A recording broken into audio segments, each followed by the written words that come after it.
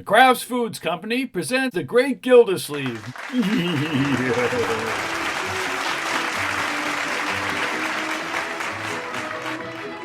The Great Gildersleeve is brought to you by Kraft Food Company, makers of Parquet margarine. Millions of women all over America serve Parquet because it tastes so good.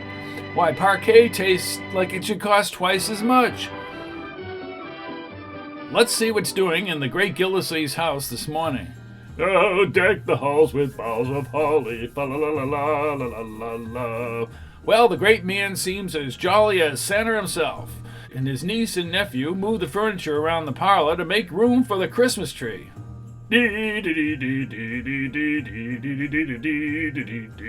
Leroy, give me a hand with this couch. I'll lift and you shove.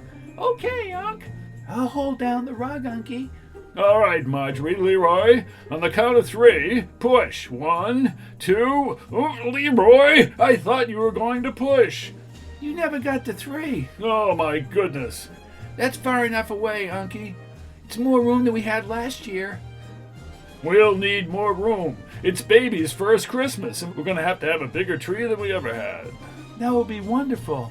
You bet. Her real parents may not be around to provide these things, but by George, it's going to be a Christmas she'll remember. At 9 months, I don't remember anything until I was 6 years old. I could answer that, Leroy, but I feel too good this morning. Well, I'd better get going after that tree. Hey, Unc, can I go along? Sure, Leroy. We'll need lots of hands to get this tree home. Oh, boy! Well, if you get a larger tree, we'll need an extra string of lights. Lights? Oh, yes. I'll pick them up at Peavy's when I go downtown. Unc, can I invite Francine and the gang over when we light the tree? We'll have a party. Yes. Yeah, and can I ask Piggy and Craig? Now, children, this Christmas Eve is going to be different. It's going to be just for our little family and Miss Fairchild. Miss Fairchild? Why, of course, Leroy. We're engaged, you know. She's almost a member of the family. I think a little family party is a good idea. And, Unky, when you get the tree, don't forget to buy some mistletoe. Mistletoe? Well, if you think it'll make a nice decoration around the house, I'll get some. Of course, it doesn't make any difference to me. Ha! Leroy, get your overshoes on and let's go after that tree. Okay. We'll see you later, Marjorie. Better say goodbye to the baby before I go. Well, Bertie's giving her a bath upstairs. Yes, I know. Deck the halls with boughs of mistletoe. Fa la la la la la la la. Door opens. Hold still now, new baby. Let Bertie wash your back. Well, you seem to have your hands full, Bertie. I sure have, Mr. Gildersleeve. Hello, baby. Kitchy, kitchy, goo. Are you enjoying your bath this morning? Well, now, you're getting to be quite a splasher, aren't you? Oosh, right in my eye. I'd better get out of here before I get the bath. Bye-bye, baby. I'm on my way to get your first Christmas tree. I saw some fine trees down at the corner market, Mr. Gildersleeve. Oh, well, thanks, Bertie, but Judge Hooker asked me to buy a Christmas tree from a friend of his. A young man he's helping to get started here in town. Ah, well, that's nice of the judge. How many people are you going to have over this Christmas Eve, Mr. Gildersleeve? I'd like to know how many to fix for. This year, Bertie, there'll be just the family and Miss Fairchild. You mean none of your downtown friends are dropping in? I'll ask them in sometime during the holidays. I'm not inviting any extra people for Christmas Eve. I didn't think they needed much of an invitation. Christmas Eve is going to be different this year, Bertie, just our little family. Even Santa Claus won't get in unless he has a pass. Gee, Unc, look at all the trees. Yeah, the lot's full of them. What color are you going to get this year? White, blue, purple, pink? We're going to get green, Leroy. It's baby's first Christmas. We don't want to scare her. Now, where is the judge's friend? Maybe that's him waiting on that lady. Yeah, I guess so. Hey, how about this tree, Unc? It's a whopper. What about it? A tree doesn't have to be that tall, Leroy. They charge by the foot, you know. But, Unc... All right, let's see the price tag. $7? They must be charging by the needle. Too high, huh, Unc? Well, after Christmas, we want to feel we can afford to throw it away, Leroy. Come on, my boy, let's get out of the tall timber. Gosh, I want a big tree. Well, leave it to me, Leroy. Now here's one that looks about right for our little parlor. Not as tall, but it's nice and chubby. Well filled out at the top. How about it, Leroy? Yeah, not bad. Sure, this is the one for us, and the price is only... Stand back and look at it. Maybe it isn't quite the tree for us. What did the tag say? $10. It's a prettier tree, though. Did you find the one that you liked? Oh, you are Bob Clark. Yes, I am. I'm Throckmorton P. Gildersleeve, City Water Commissioner. Yes, I know. You do? It's a pleasure to meet you, Mr. Gildersleeve. Well, it's a pleasure to meet you. This is my nephew, Leroy. Hello, Leroy. Hi. Judge Hooker asked us to come down here and have a look at your trees. Well, that's a fine tree that you're looking at. It's a silver tip. At $10, it must be silver plated. Like everything else, I guess tree prices are a little high, I guess. Let's take it, Unc. What do you say? Well, I think it's the pick of the lot, Mr. Gildersleeve. The judge said you should have a tree like this. no, the judge did he? I think the judge is right, Unc. Oh, for the love of can't the judge let me pick out my own Christmas tree? What an old busybody. Well, you see. I'll take it. Here's your $10. Oh, no. It's been taken care of, Mr. Gildersleeve. It has? Judge Hooker asked for the bill. He said to say Merry Christmas to you and your family. Well, what a fine old fellow the judge is. I certainly think so. It isn't everyone who will do so much for a fellow as the judge has done for me. Huh? He's even found me a good job in the market starting the first of the year. Well, that's the judge, all right. None better. I can carry the tree over to the car for you, Mr. Gildersleeve, and help you tie it on. Well, thank you, Bob. Well, he's a nice fellow, isn't he, Leroy? Yeah. A nice thing the judge did, too. But he shouldn't have bought our tree. He's always so helpful around the holidays when he gets lonesome. Leroy, I told you and Marjorie we weren't going to invite anybody over for Christmas Eve. But what do you say that we make an exception and invite the judge? Sure, he always brings such swell presents. Leroy, that's not the spirit. No wonder what he'll bring me. Hurry up, Floyd. I could have shaved myself faster than this. What's the rush, Commish? Rome wasn't burned in a day. I have things to do, Floyd. I want to get some lights for my Christmas tree before they're all gone. Let me catch that stray whisker on your chin. There! You must have a pretty nice tree, Commish. You bet. I can't wait to see the baby's eyes light up when she sees it. It's her first Christmas, you know. Sort of like the kid, don't you, Commish? Well, she'll do. How long's it been since you found her in the back of your car? Well, it's been about 3 months now, I guess. She's about 9 months old, Floyd. Well, that's a great age. Funny you never heard anything from her parents. Well, it'd be all right with me if we don't. She's just a member of our little family now. Yeah, kids kind of get you all right. Okay, Commish, that's all we can do for that face without plastic surgery. Oh, yes. You're having an open house this year, Commish. No, Floyd, I decided to have Christmas Eve just be for the family, you understand? Oh, yeah, sure. Kinda hope we'd get together and sing carols, but you haven't been having any outsiders in, I understand. Well, I might as well tell you, Floyd, the judge is coming over. Oh, the judge, huh? You see, I had to invite him, he just gave us the tree. Here, Mr. Gildersleeve, you're through. But Floyd, the judge just paid $10 for that tree. I couldn't ignore that. Of course, I'm just a hard-working barber. We always got together in the past, but if you're throwing a party and just letting in the upper crust $10 cover charge, I guess that leaves me out. Floyd, that isn't it at all. It's okay. Floyd, don't look so sad. Well, you know how it is with the judge. He never has any place to go on Christmas Eve. Well, the missus has a choir rehearsal at the church that night, and I don't have any place to go either, but that's okay. You don't find little Floyd Munson crashing in where he ain't wanted. Oh, my goodness, Floyd. How would you like to drop by my house on Christmas Eve? Well, if you really want me. Sure. Okay, Commish, what time? No, Gildersleeve, the trouble with you is you can't say no. Yes. Well, while I'm at it, I guess I should invite Peavy. Chief Gates? No, Peavy's mother-in-law's in town. And if he brought her, I'd, no, sir, Peavy's out. I just won't say anything to Peavy and the chief. Nothing at all. I'll invite them over at New Year's to listen to the Rose Bowl game.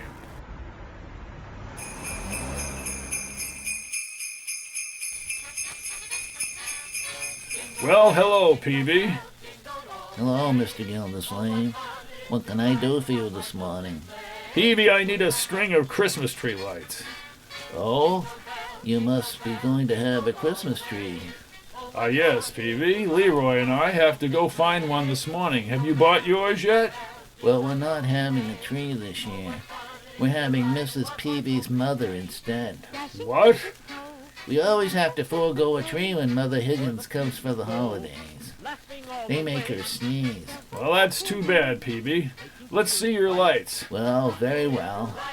They're over at this counter, Mr. Gildersleeve. Yes, I always like to be around the tree for a little while come Christmas Eve. You're going to have one, you say? You're going to have one, you say? Well, yes, Peavy. Say, you have quite a collection of lights there. Which type do you recommend? Well, How about these round ones? they're rather nice, if you like round ones.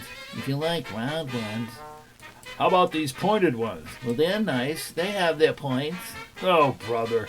Oh, Peavy, here's some new bubble candles. Are they any good? They bubble. Peavy, you're quite the salesman. I can't resist you. I'll take a string of the ones that bubble. The baby will like those, but I'd like to test them first. Well, now you hold up the string and I'll plug them in there. Well, look, Peavy, they bubble. That's what I say. What's going on here? Well, hello, Judge. Hello, Judge. Gentlemen, that's a pretty sight, Gildy. All those lights draped around you, you look like one big fat Christmas tree. Horace, I don't know how you can be such an old goat and such a nice guy at the same time. That was wonderful of you to buy the tree for our little family. Happy to do it, Gildy. And by the way, I saw Leroy and he extended me your kind invitation. Shh, Judge, we'll discuss that later. What's the matter, Gildy? Is it such a big secret that you've invited me over for Christmas Eve? Isn't everybody coming? Would you gentlemen like me to step in the back room? Peavy, we're just having a quiet little Christmas Eve, but the judge presented us with a tree, and we appreciate it, so we invited him over. Well, how much are those lights? How much? It's Christmas, Mr. Gildersleeve. I'd like to present you with these lights, compliments of Peavy's Pharmacy. Oh, well, Peavy, how would you like to drop over for a little while on Christmas Eve? Are you sure I won't be one too many? Oh, no, in fact, I might as well invite Chief Gates, too. By the way, Gildy, I wonder if I could bring someone. Judge, this is just a family party for my baby and kids, and Adeline, of course. And you and Floyd and Peavy and the Chief. Oh, well, bring him along. Who is it? If I may, I'd like to bring the young man you bought the tree from. Oh, you mean Bob, whatchamacallit? Bob Clark, splendid young man, veteran, recently lost his wife. He has no friends in the community yet, and it'd be a nice gesture, Gildy, if you admitted him to your family circle on Christmas Eve. Well, Judge, I sort of like Bob. Bring him along. What the heck? It's Christmas. That's very nice of you, Gildy. The more the merrier, they say. Well, Peavy, I suppose you'd like to bring your mother-in-law, too. Yeah, I wouldn't say that.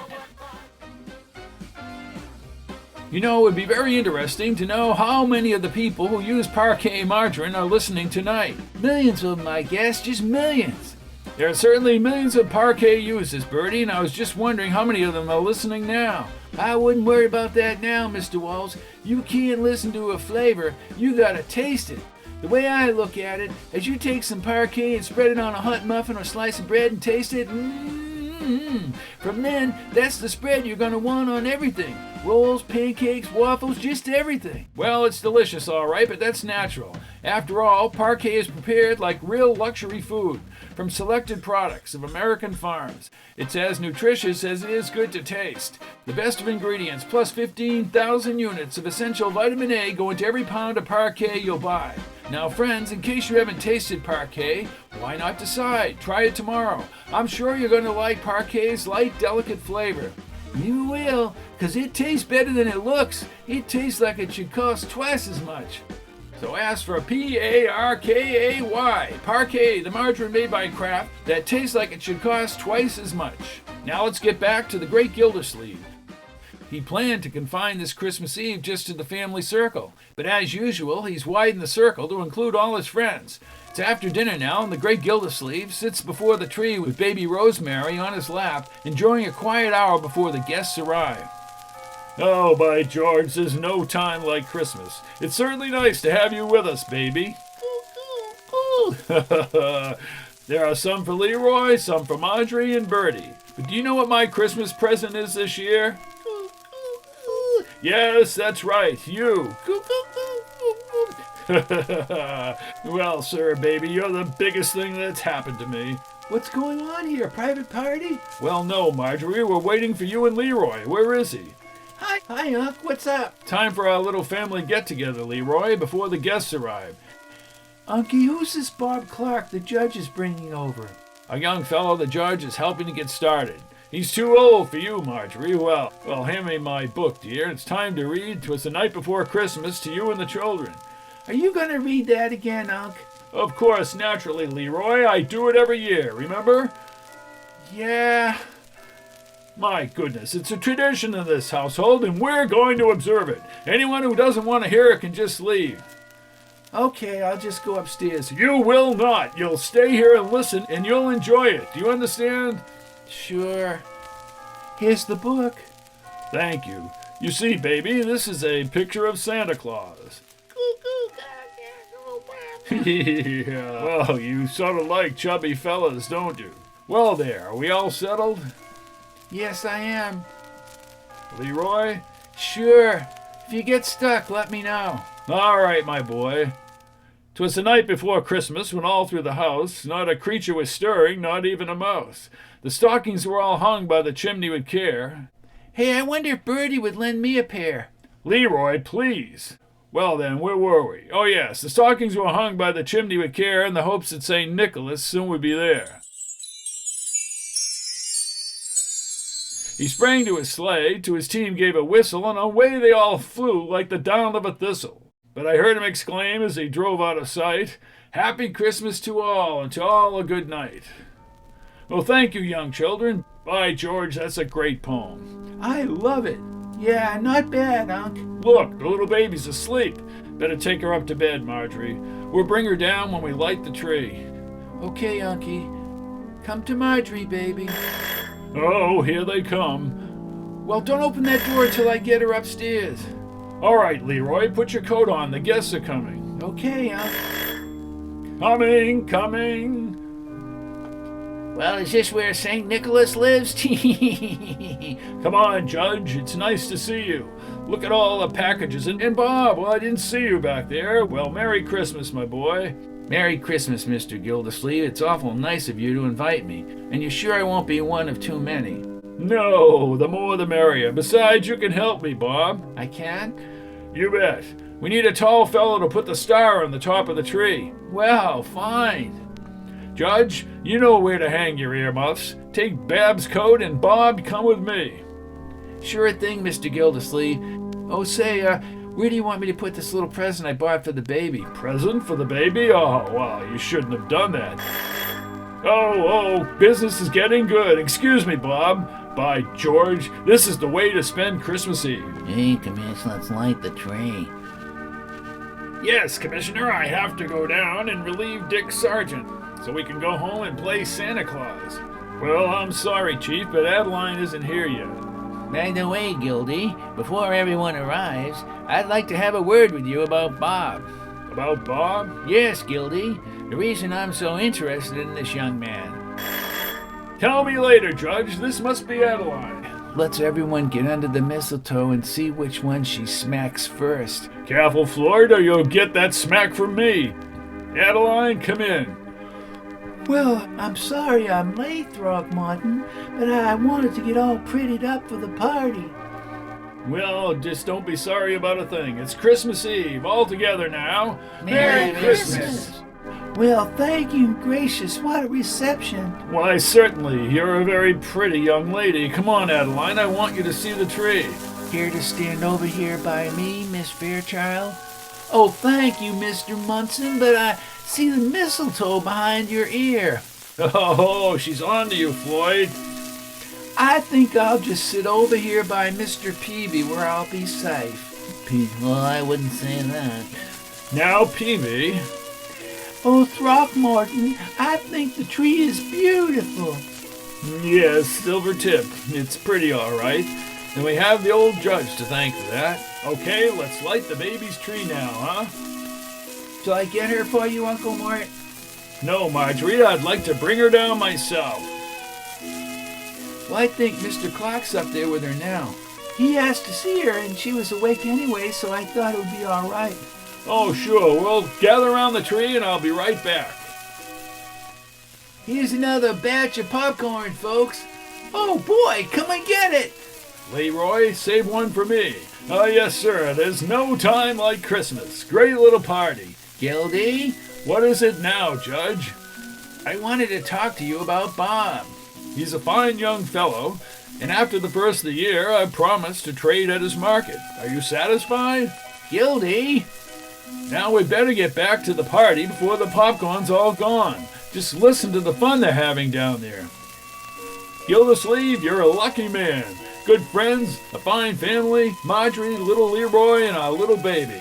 Yes, sir, this is the best Christmas I've ever had. Bob must have bought her a music box. I'll peek in and see how they're getting along. well, baby doll, I'm glad you like your music box. Well, look at them in there. I hope I can get you lots of presents as you grow older. That is, if Mr. Gildersleeve will give you back to me. Give her back.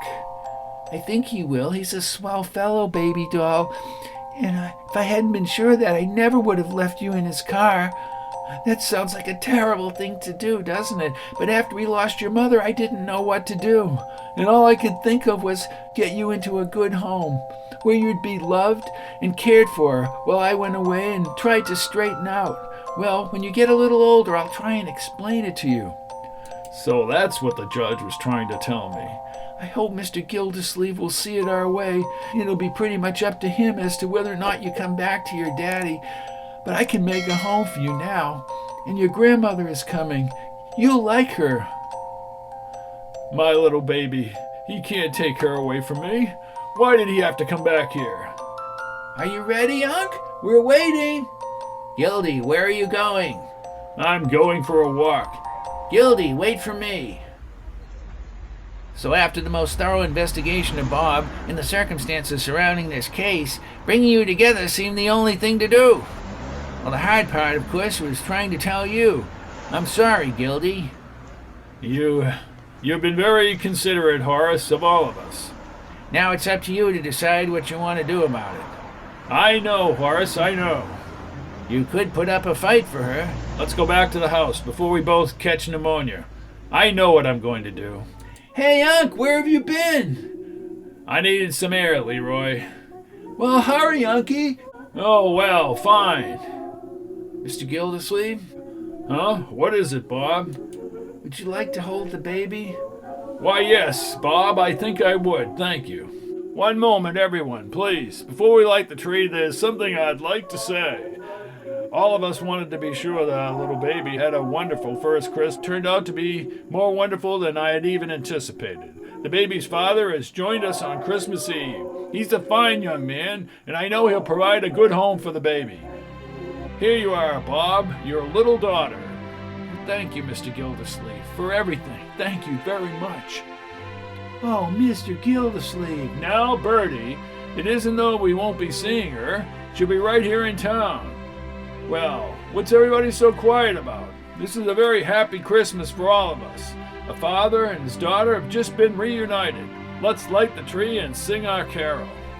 Anything you say, Commissioner. Gildy, this is a big thing you've done tonight. Oh, Unky, I'm so proud of you. Now, my dear. Gosh, I'm gonna miss that little kid. Leroy, stay close to me. Good night, ladies and gentlemen. Merry Christmas and God bless you.